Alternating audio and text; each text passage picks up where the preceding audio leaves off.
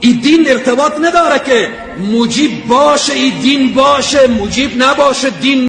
د اذان نیوز قدرمنو لیدونکو السلام علیکم. په دې هیله چې روغ او جوړ به اوسئ. نن په یو نازوانه برید کې د هېواد ستر علمي شخصیت مولانا مجیب الرحمن انصاري په شهادت ورسید. له ده سره په دغه پیښه کې د ده ورور هم په شهادت رسېدلی ده. دا چې دښمن د هغه علما په نښه کوي چې څو نفر پرې راغونډېږي، هغه علما چې د هېواد د پراختیا او پراخ فکر لرونکي وي، هغه علما په نښه کوي چې هغوی د بغاوت او باغیانو پر ضد وي. نن درته په دغه ویډیو کې د مولانا مجیب الرحمن انصاري شهید وروستۍ وینا وړاندې کوو. دغه وینا چې په هرات کې د اقتصادي غونډه وه چې په دغه غونډه کې ښاغلی ملا برادر هم شتون درلوده. په دغه غونډه کې شهید مولانا انصاري وایي چې زه د اسلامي امارت له مشره تر کشره پورې احترام کوم. ما ته دا نه ده مهمه، زه د چپلوسۍ له مخې دا خبرې نه کوم. که چیرې زه په دې چوکۍ یا هغلته وروسته په آخره چوکۍ کې ناست یم، خو دا چې اسلامي امارت شتون لري او ما ته په عزت کتلي، همدا زما لپاره هر څه دي. همدارنګه به یو بله ویډیو درته وړاندې کړو چې دا د شهید انصاري د ژوند وروستۍ موعظه او د جمعې خطبه ده. له دې څخه وروسته به هېڅکله هم شیخ انصاري د جمعې لمونځ ورنه کړي، ځکه نور هغه زموږ په منځ کې نشته. د علماو شهادت د الله تعالی د قهر سبب ګرځي او په مسلمانانو د الله تعالی د رحمت د ودرېدلو عامل کیږي. دښمن هغه علما په نښه کوي چې څو علما پرې راټولېږي. یو خبرې ته باید یادونه وکړي چې دغه علما چې شهیدانۍ دا استخباراتي کړی دي، دا هېڅکله په دې بنیاد نه دي وژل شوي چې دا یا حنفي ده یا سلفي ده یا بل. که چیرې شیخ سردار ولی هم وژل شوی، خو په داسې ډول وژل شوی چې هغه په دې باندې وژل شوی چې هغه د دې نظام ملاتړ اعلان کړل او د نظام د ملاتړ څخه وروسته دا ووژل شو. که چیرې شیخ رحیم الله حقانی هم وژل شوی، خو په دې بنیاد نه ده وژل شوی چې دا حنفي ده، بلکې په دې بنیاد وژل شوی چې د نظام کلک ملاتړ یې کړی ده او د نظام ملاتړ ته یې خلک رابلل تر څو د فتنې ورګول شي. همدارنګه مولانا مجیب الرحمن انصاري هم په یو بل نیت نه ده وژل شوی. یوازینی مقصد دا ده چې مولانا مجیب الرحمن انصاري د اسلامي امارت کلک ملاتړ کوو او په خپله فصیح او بلیغه ژبه سره یې خلک د نظام ملاتړ ته رابلل. هغه علما چې د مسلمانانو او افغانانو ترمنځ محبوبیت لري غواړي لومړی یې بدنامه کړي. که چیرې یې بدنامېدو فرصت پیدا نه کړل نو بیا یې وژني، لکه څنګه چې قاري صاحب سعید خوستي ته دسیسه کېښودل شوې وه، خو الله تعالی وساته. دغه ډول هر هغه عالم چې د افغانانو ترمنځ محبوبیت لري هغوی باندې یو څو نفر راټولېږي، د دښمن لخوا په نښه کېږي. الله تعالی قاري صاحب سعید وساته او تر ډیره په هغه کچه چې ده ته پلان نیول شوی و، الله تعالی په هغه کچه ترې وساتل. ډېر ژر ثبوتونه وړاندې شول چې دا جنسي تیری یا وهل زور او جبر نه ده ترسره شوی، خو دښمن خپله هڅه وکړه. که چیرې یې دوی ته داسې موقع برابره شوې چې مولانا مجیب الرحمن انصاري بدنام کړي، نو دوی به هېڅکله هم د ده وژلو باندې انتقام نه کو، بلکې دوی به لومړی دا بدنامي کوو چې د افغانانو په زړونو کې د ده عزت او کوم محبوبیت چې شتون لري هغه له منځه لاړ شي. خو هغوی په دې نه دي توانېدلي. یوازینۍ لار چې ورته پاتې وه د مولانا مجیب الرحمن انصاري شهادت و او بالاخره یې په دغه خپل شوم هدف باندې لاس پورې کړه. له مسؤلینو څخه هیله کوو تر څو د علماو امنیت ته پام وکړو. له دې څخه وروسته هغه علما چې مخور دي باید د دې امنیت ته جدي پاملرنه وکړي. تر ټولو لومړی باید د شیخ حماسي امنیت ته پاملرنه وکړي تر څو دښمن د یو داسې بل شوم عمل د ترسره کولو جرأت پیدا نه کړي. الله تعالی دې په شیخ مجیب الرحمن انصاري ورحمیږي. الله تعالی دې ورته اجر ورکړي او د جنت فردوس څښتن دې کړي. نحسبهم کذلک والله حسیب. په دې برخه کې غواړو د مولانا مجیب الرحمن انصاري د نن ورځې هغه وروستۍ ویډیوګانې درته وغږو چې هغه د ژوند وروستۍ ویډیوګانې دي. یو ویډیو د هغه د وروستۍ خطبې ده چې د ژوند وروستۍ خطبه ده، او دوهمه ویډیو په هرات ولایت کې د اقتصاد د برخې یو غونډه ده چې دغه وینا په یو غونډه کې د شیخ مجیب الرحمن انصاري د ژوند وروستۍ وینا ده. بدون حاشیه و اینها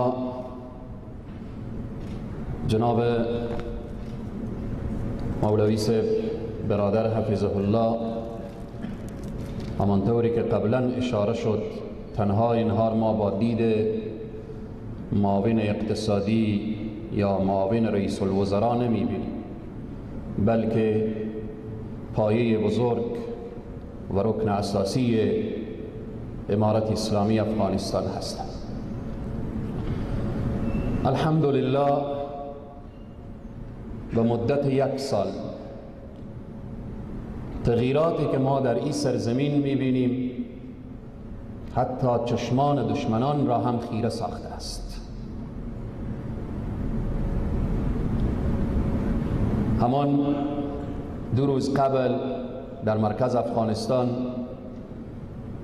همان رژه نظامی و نوع سنبله چنان تجلیل میشه که یعنی قلب دشمنان را آتش زد. و این مدت 1 سال این ارتش مبارک، این همه ساز و برگ های و بالاخره نظامی و با این نظم و دیسیپلین و امت اسلامی خوشحال ساخت و دشمنان اسلام را به لرزه در آورد. 1 سال از عمر امارت اسلامی میگذره که در این سرزمین پرچم اسلام و پرچم لا اله الا الله بلند شد. تمام مشکلات همه ما میدانیم که به 1 سال حل نمیشه. مشکلات 21 ساله، 21 ساله که شما همین خانه رو مد نظر داشته باشید، 10 تا 20 تا 50 تا انسان دزد، قطاع الطریق، ظالم، نشه، انسانهایی که جز تخریب دیگه